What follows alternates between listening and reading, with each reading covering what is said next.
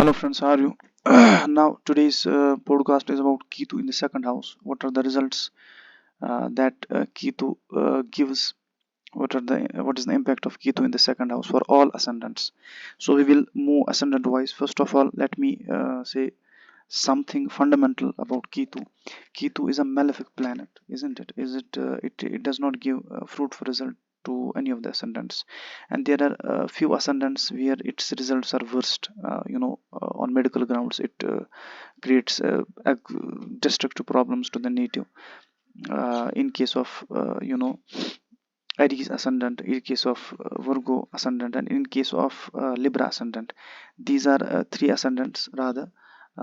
In case of also Taurus ascendant, it creates problem. In case of Virgo ascendant, it creates problems, and in case of Aries ascendant, in case of Gemini ascendant. So these are few ascendants in which it creates destructive problems when it afflicts either the house, or when it afflicts its house of placement, or it afflicts other planets in the chart. Now Ketu is, you can't expect anything positive from Ketu, and its results are more dangerous, and one is unable to understand what is happening in the life, because Ketu's influence is, it's a cruel planet. It's not a planet of royal nature, isn't it? It's a planet of cruel nature. So whenever it forms conjunctions with other planets, or afflicts other planets, or afflicts its house of placement, it creates problems. In case it does not afflict either its house of placement, neither it afflicts anyhow a planet, it remains silent. It won't give any fruitful results, isn't it? But it won't lead to any destruction in such a case, but it also won't give anything to the native. So this is the practical approach that I am presenting before you.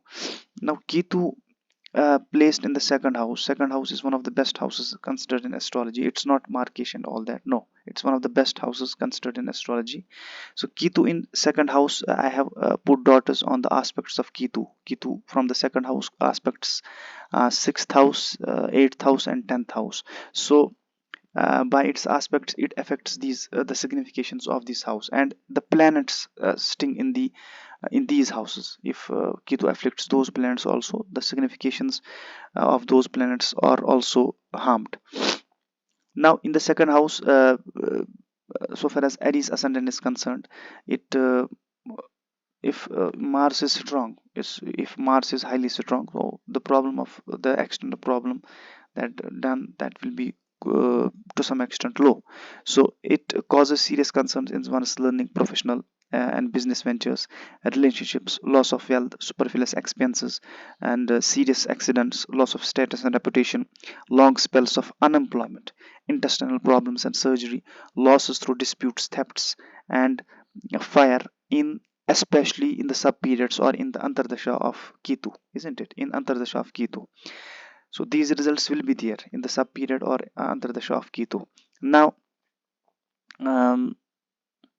so far as Taurus ascendant is concerned, so it causes worst problems in case of Taurus ascendant, because this ascendant, is the only ascendant. There are other ascendants also. Taurus ascendant faces difficulties in life, isn't it? His health remains unstable, and he's prone to the transit afflictions attack this native quite uh, constantly, quite regularly. Each month the disturbances in the transit that are that target this ascendant, that Taurus ascendant, he is unable to remain in stability in most of the cases, as is my experience.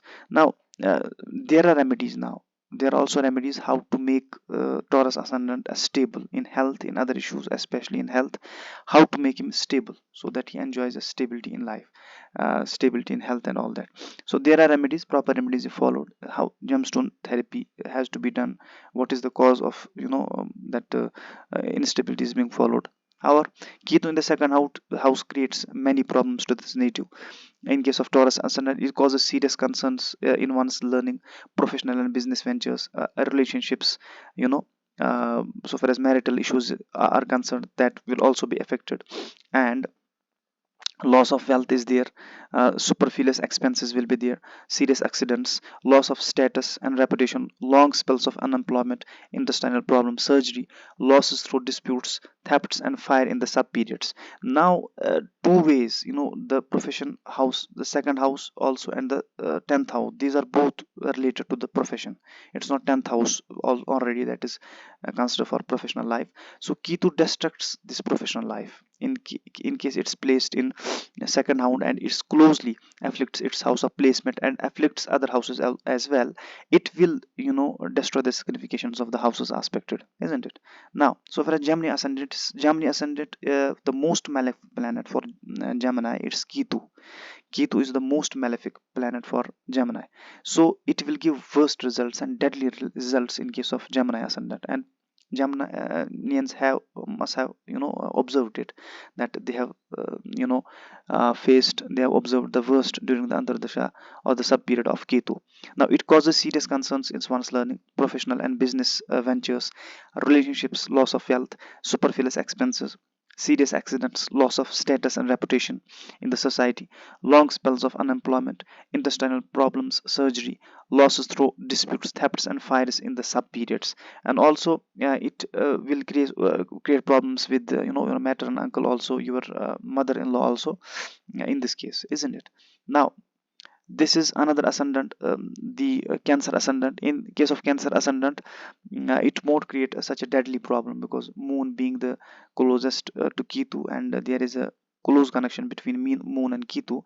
And it causes, in the second round, it causes serious concerns in one's professional and business ventures, relationships, loss of wealth, superfluous expenses, serious accidents, loss of status and reputation, long spells of unemployment, intestinal problems, surgery, loss through disputes, thefts and fire in its sub periods or in Antardasha. The more it will create problem to the continuity of marital life, isn't it? The continuity of male progeny, the issues with maternal uncle, issues with mother-in-law, issues with father-in-law also, isn't it? So these are the issues that are to be there. Now, second house in case of Leo, it will create the issues of unemployment, the issues of professional issues it will create if it afflicts its house of placement and afflicts other planets. So there will be concerns in one's learning, professional and business ventures, relationships, loss of wealth, superfluous expenses, serious accidents, loss of status and reputation, long spells of unemployment, intestinal problems and surgery, losses through disputes, thefts and fire in its sub periods or in its Antardasha. And irrespective of Antardasha also, isn't it? Because when it's when it afflicts its house of placement or it afflicts other planets and houses as well, it creates these problems. So there will be issues with wife also, there will be issues with male progeny also, there will be issues with maternal uncle, with father-in-law and with mother-in-law, so far as relationships are concerned. So this is Virgo, and it will create deadly problems for Virgo as well. So it will create professional issues, it will create issues in the status, it will create issues in employment.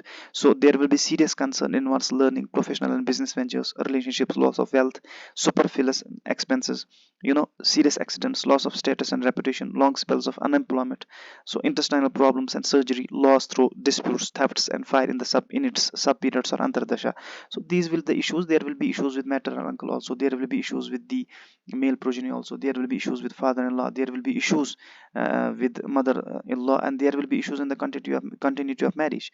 So these are the main effects in case Ketu afflicts its house of placement and it afflicts other planets and houses in the chart. And in case of Virgo, it will be a deadly situation for the Virgos. Now Libra is concerned. In case of Libra's second house, there will be concerns in learning, professional business ventures, relationships, loss of wealth, superfluous expenses, serious accidents, loss of status and reputation, long spells of unemployment, intestinal problems and surgery, losses through disputes, thefts and fire in its sub periods or Antardasha. Moreover, there will be issues with the male progeny, with the wife, with the marital life, with the maternal uncle, with father-in-law, with mother-in-law, and in the continuity of marriage there will be issues also. Now, so far as in this sign it gets exalted, there is no, it gives to some extent, but there are conditions. Under what conditions? There are there are multiple conditions under which Ketu can be strengthened by Katsa, and Ketu can give an amazing results. Ketu can give amazing results. There are conditions. Under what conditions, what should be the placement of Ketu in the chart so that it gives its results during its Mahadasha and Antardasha. So there are conditions. Without the conditions, one can't expect anything out of it, isn't it? So Ketu in the second house is that there will be concerns in one's learning, professional and business ventures, relationships, loss of health, superfluous expenses, serious accidents, loss of status and reputation, long spells of unemployment, intestinal problems and surgery, losses through disputes, thefts and fire in its sub periods on Antardasha. And moreover, there will be issues with maternal uncle, there will be issues with father-in-law and mother-in-law. So this is the Sagittarius ascendant. There will be concerns in one's learning, professional and business ventures, relationships, loss of health, superfluous expenses, serious accidents, loss of status and reputation, long spells of unemployment, intestinal problems and surgery, loss through disputes, thefts and fire in its sub periods or Antardasha. Moreover, there will be issues with maternal uncle, there will be issues with father-in-law, with mother-in-law, and the continuity of marriage will be challenged. So Ketu in the second house in case of Capricorn ascendant, so there will be concerns in one's learning and professional and business ventures, relationships, loss of health, superfluous expenses, serious accidents, loss of status and reputation in the society, long spells of unemployment, intestinal problems and surgery, loss through disputes, thefts and fire in sub periods. So here if the lord of the 10th house is strong, so far as unemployment is concerned, it won't be to such an extent, but given the cruel nature of Ketu, it won't absolve a native from its cruel effect. So that's why its effect is in Antardasha is they are deadly. Now Aquarius ascendant, in the second house, it will be if it afflicts this house of placement and afflicts other planets in the chart, there will be concerns in one's learning, professional and business ventures, relationships, loss of health, superfluous expenses, serious accidents, loss of status and reputation, long spells of unemployment, intestinal problems and surgery, losses through disputes, thefts and fire in the sub periods or Antardasha. Moreover, there will be issues with maternal uncle, with father-in-law, with mother-in-law, and the continuity of marriage will have issues. Now so far as Pisces ascendant is concerned, it is another lagna in which it gives to some extent good results, but so far as its afflictions are concerned, it won't absolve any native from its effects, isn't it? So Ketu in the second house leads to concerns in one's learning, professional uh, and business ventures, relationships, loss of health, superfluous expenses, serious accidents, loss of status and reputation, long spells of unemployment, intestinal problems and surgery, losses through disputes, thefts and fire in the sub periods or Antardasha. Moreover, it will affect with the relationship with maternal uncle, with father-in-law, with mother-in-law, and there will be issues in the continuity of marriage as well. So these are the effects of Ketu in the second house. In case it affects its house of placement and afflicts other planets and houses in the chart, it disturbs and destroys the significations, the general and particular significations of the houses afflicted and the planets afflicted, and it afflicts itself when it when there is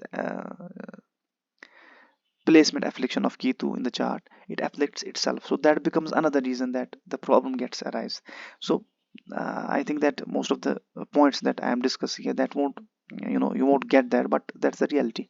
That's why I'm going to launch the course, the recorded course it will be, and that will help most of the natives, and its price will be quite lower. I'll upload that on my website in the coming days, so that will help the natives who are interested in astrology and who want to solve their problems of their own, because at the highest level the clients are being cheated. Whatever is not to be given, they are given such remedies, nonsense remedies, and there is no dosh, pitr dosh, uh, this guru chandal yog and this dosh, kal sarpa dosh, no dosh exists. There are problems of Ketu and Rahu in the chart, isn't it? There is no dosh at all. Simplest remedies are given to solve the problems in life, to solve the obstructions that you face, solve the disputes and litigations that you face, isn't it? But the remedies given, they are quite completely wrong. So what would you expect by following the wrong remedies? Nothing. That's why the this interest in astrology has emerged during the recent years because of this nonsense approach to astrology and non-scientific approach to astrology that should be abolished and given up, isn't it? So thank you.